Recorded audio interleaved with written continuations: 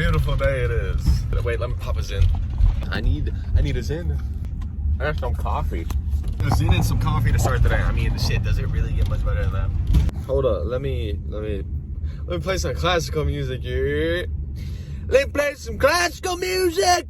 But let's talk about liquor. Liquor is my demon. I made some really bad decisions out of liquor. When I was about 18 or 19 years old, I was arrogant. I was ignorant. I thought I knew everything. I thought I had everything figured out. I thought I was the shit. I was filled with all this fake confidence. This fake confidence brought me to think that I was better than everybody else. And with me thinking that I was better than everybody else, I always used to grill people. That's the best way to say it. I always used to stare at motherfuckers' souls. That's not a good idea, especially when you're 135 pounds. I feel like I was the shit. I got that up, now I'm 170, 165, let's be honest. But okay, so imagine this. I used to live out in Colorado. I was living on a mountain. I worked as what the fuck did I do? I was like a bartender. I wasn't a fucking bartender. I was a bar back, and I bust tables, right? I made some good money, actually. I used to drink at work because there's a bar right there, and everybody in Colorado who works at a bar is an alcoholic. So I used to take shots throughout the work shift. I borderline get blackout drunk before my shift ends. I'm telling all the customers, I'm fucked up right now and I'm working and I'm getting paid for it. Woo! Fast forward a little bit, I go to the bar. It's called Mulligan's. It's called Mully's, we called it.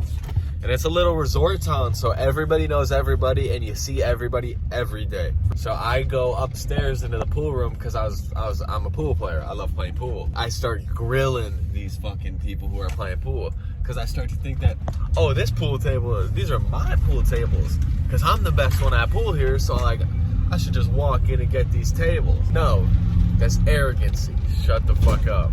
Next thing I know, I'm outside on the ground getting the shit beat out of me by 5 guys. I'm alone. And then after I'm done getting the shit beat out of me, I get up and then blackout again. And I was walking back home. And then I come back to it and somebody comes out of nowhere and shoves me from behind. Fast forward to the next few days, I have like, my lip is fucking swollen, my face is all scratched to shit. Some guy comes up to me when I'm playing pool in the lobby of my apartment, and he goes, oh, did somebody shove you? And I was like, I didn't think about it at the time, and I was like, yeah, I got fucked up. So a couple months after that guy came up to me and said that, I thought about it, and I was like, who the fuck was that guy? A week before he shoved me, my cousin's boyfriend said that some dude called him the N-word. I was like, who the fuck was it? And then we just start beating the shit out of this dude, right? We just start shoving him, kicking him, and everyone's like, what's going on? I was like, he called him the N-word. We're just beating the shit out of him. Nobody called anybody the N-word. I didn't know that though. I was defending my friend and we're just beating the piss out of him, right? So that's the motherfucker that shoved me. And then, so 3 days later, I couldn't even look at anybody because I was so disgusted with myself. I lived there for like almost a year, and 3 days after that, I flew home. I drank for another month, and then I got sober. It was me knowing for years that like drinking was fucking with me. I've had a lot of experiences like that, and I will share them throughout the time that I record. But it was me knowing for years that I should not be drinking because of all those negative experiences that I did have, that I put myself in. So this is what happens if you leave something unattended when you know you should fix it. It's gonna build up and build up and build up until it absolutely tears you to the fucking ground. And when you're on the ground, you're either one, gonna kill yourself, two, dwell in it and just be miserable for the rest of your life, or three, be miserable for a little bit and then eventually come around to fix it and be better. And I am so grateful and I'm so proud of myself that I decided to dwell for a little bit and fix it, and I changed my whole life for the better. Dwelling does not do shit for you besides make everything worse. I think it's okay to reflect. It's great to reflect. What dwelling means is that's past reflection. That you thought about it, you reflected, okay? You reflected, and your dumbass decides, oh, let's think about this more. Because I can't decide if I want to change it or if I want to forget about it. So let's just sit here and think about it. Let's just sit here and let this fuck up my mood because I don't know how to change it. Stop doing that. It's the most stupid fucking thing, but it's so fucking hard to change. Just change it by putting in effort every day to change it. That's really what it is. That's what any of this is. It's putting in the consistent effort on a day-to-day basis to change it. If you have an issue in your life, big or small, change it. You acknowledge what it is. You accept it for what it is because that's what you have to do.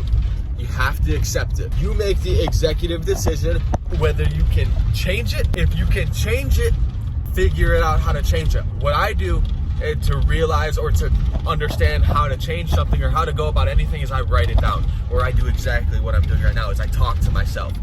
I get my thoughts out of my head because thoughts in your head are nothing but fucking piranhas. They just fucking go ape shit. Or two, you accept the circumstance for what it is and you realize that you cannot change it, so you forget about it. And there ain't no fucking reason to think about everything that you could have done, that you should have done. Next time somebody asks you, how do you think I look in this? And then you said you look good when you knew they didn't look good.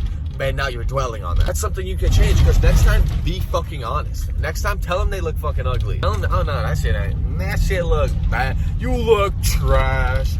Say that next time. That's something you can change. I'm a plumber. Technically, I'm a drain specialist. If I fuck up on a job, let's say it's my last job ever. I put a hole in a P-trap and now their bathtub is leaking and they can't use the bathtub. It's their only bathtub. Let's say I can't fix it. The only thing I can do is call a plumber. Now, it's out of my hands. I did everything I can do to change it. Now, let's say I'm still dwelling on it. Okay, logically break it down. Me, Logan, I have done everything that I can possibly do to fix and resolve the situation at hand. Now, it is out of my hands. It will get fixed because there's a solution to everything in life. I don't know about that, but break the situation down. And yeah, I don't know what else I'm doing. I don't know what else I'm saying. I just got to work. And yeah.